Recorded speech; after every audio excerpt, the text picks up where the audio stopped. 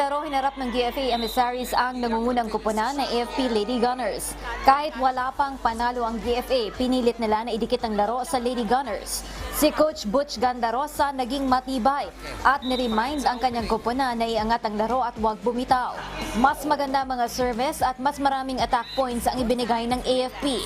Si Joan Bunag malaki ang naitulog lalo na nang nagpakawala siya ng ilang magkakasunod na service aces para tanghaling best player of the game.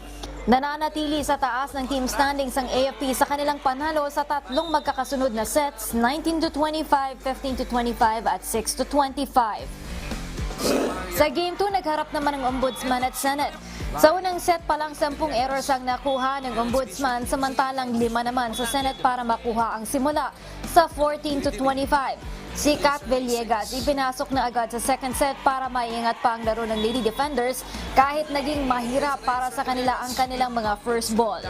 Mas hinigpitan naman ng Ombudsman ang kanilang depensa ngunit mas nanaig pa rin ang veteran moves ng Senate, 17-25. Hindi na pinabuelo ng Senate Lady Defenders ang draft busters sa huling set para tambakan sila sa 10-25.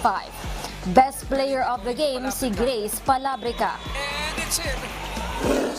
Maigpit naman ang naging laban sa last game ng PNP at Judiciary na kapwa nagpakita ng magandang ball saves at rally sa simula pa lang. Sa first set, 16 attacks ang ipinamalas ng PNP kontra sa 9 attacks ng Judiciary, 20-25. Sa second set, mas lumobo ang errors ng PNP sa 18 kaya naman nakahabol ang Justice servers, ngunit bigo pa rin itong makuha ang set sa 25-27. Lumamang naman ang Justice servers sa third set na nakapagbigay ng 13 solid attacks at nalimitahan ang kanilang errors para makuha ang lamang sa 25-21.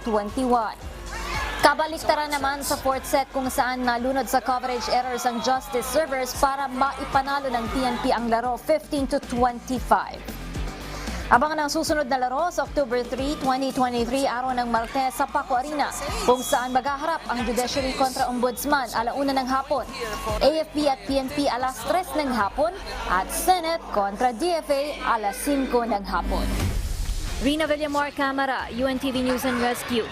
Diyos ang aming sandigan, serbisyo publiko ang aming pinahahalagahan.